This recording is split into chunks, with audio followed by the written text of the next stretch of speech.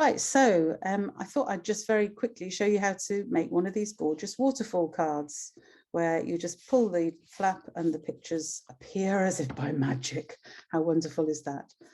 So how to do it? The pieces you need are your base card, which I've just used, basic white, and that is the usual size A6 card, so 21 centimetres by 14.8, scored at 10.5 centimetres. Then you need various other pieces. You need two pieces of, so I've already done my stamping, two pieces of coloured card, which are 10 centimetres by 14.3 centimetres. The other bits of coloured card you need is the strip itself, which is 5 by 25 centimetres. Then you need one piece of 1.5 by 10 centimetres strip. And then you need 4 squares, 5 by 5 centimetres. You also need another piece of whisper white, which is basic white, sorry, which is 9.3 by 13.5, and then 4 smaller pieces, which are 4.5 centimetres squared. And on these pieces, you're going to decorate them with whatever you want to appear on the front of your waterfall card.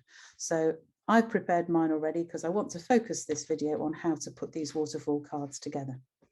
So I've already done the inside. There's a layer and my greeting, so I'll stick that in later. We'll focus on getting the actual mechanism right on the front. So first of all, I'm going to stick my layers on, so I've got those in place. So we've got one of the coloured card layers. I'm using Blushing Bride on this particular card. The one I've just shown you, the completed one, I used Highland Heather, one of my favourite colours, because I'm a purple girl. I love purple and all varieties of purple. So the paper I'm using on this, the DSP, is from the Simply Marvellous paper that we had during Celebration. Unfortunately, no longer available, but luckily I've got plenty of it, so it's going to last me a while.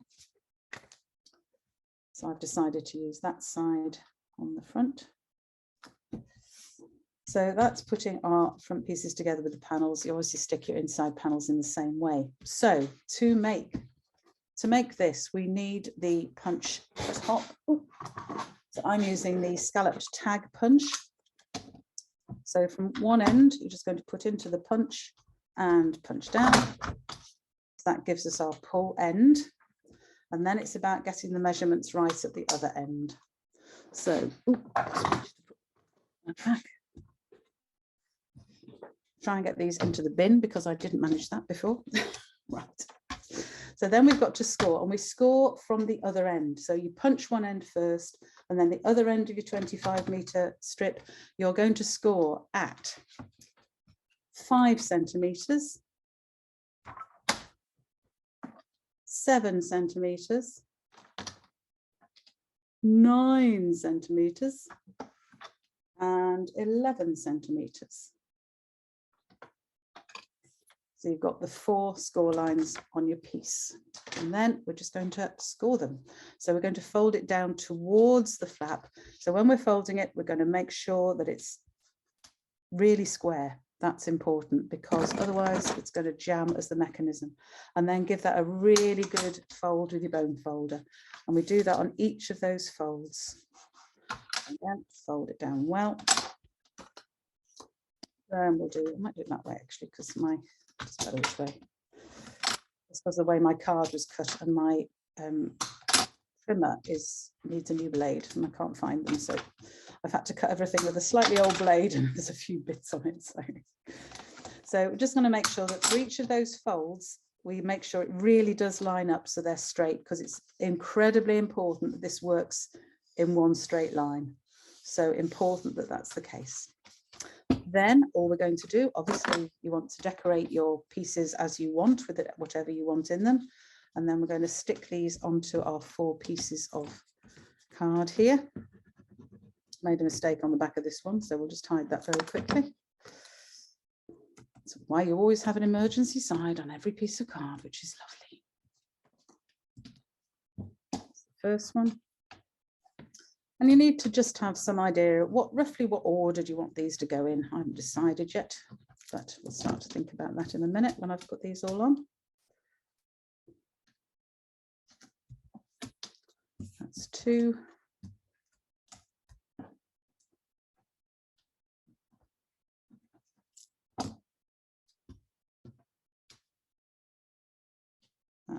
3. And that's the 4th.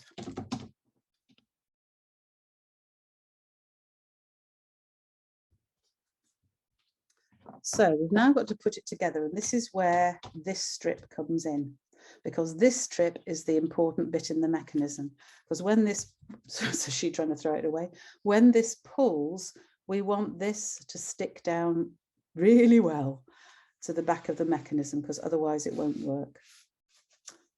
So the first thing we're going to do is decide which order. I'm going to have that one at the bottom. Then I think I'm going to do them in that order. I think I'll have me. Yeah, we'll do them in that order. So the first one is going to stick flush onto this bottom panel.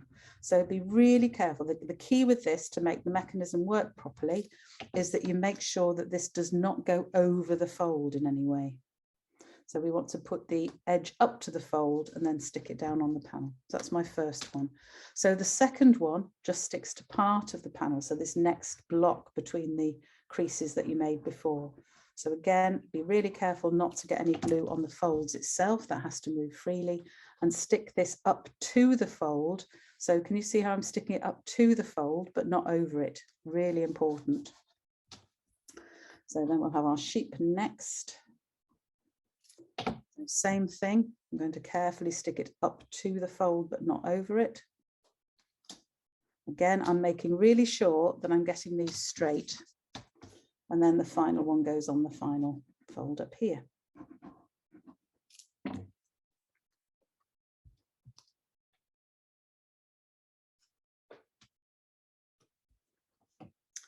So that's our actual mechanism with our 4 things. So to put it on the card, first of all, we're going to work out where we want it to be.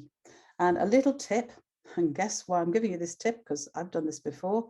I've stuck the mechanism down and then tried to get this in, which is a little bit fiddly. So put your ribbon through first. Which way do I want? Yes, I want that way. So put your ribbon in just by putting it through and then pulling the ends through the loop. Oh, being fingers and thumbs today. There we go.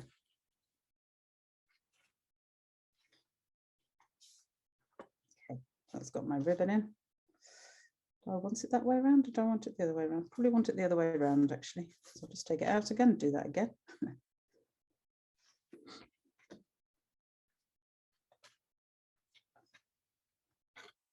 want it this way around just so I have it looks a bit neater at the front. That's the only reason I'm doing it this way.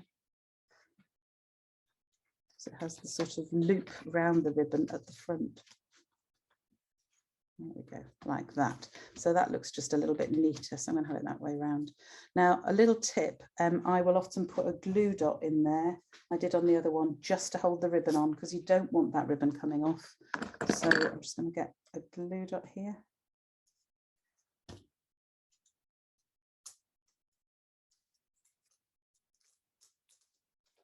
On my pokey tool. And push it inside the ribbon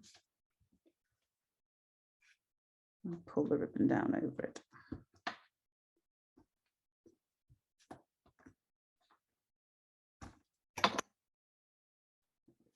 And that just holds the ribbon in place.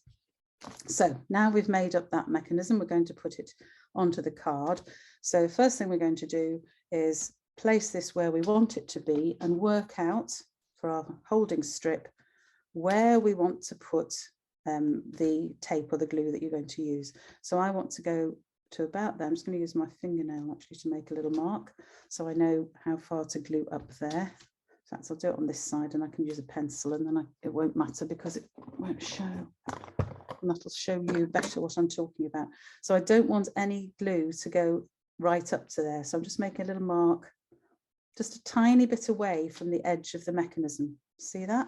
Does that make sense?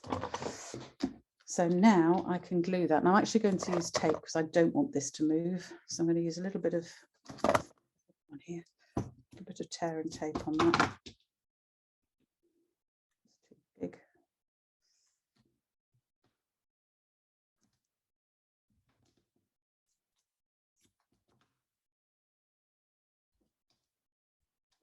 Stick that down well. And then take those bits off.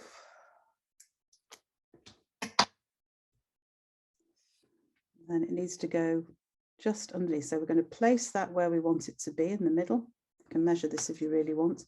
And we want it under that first fold. So I want to make sure it's nice and straight. And then I'm going to stick it down.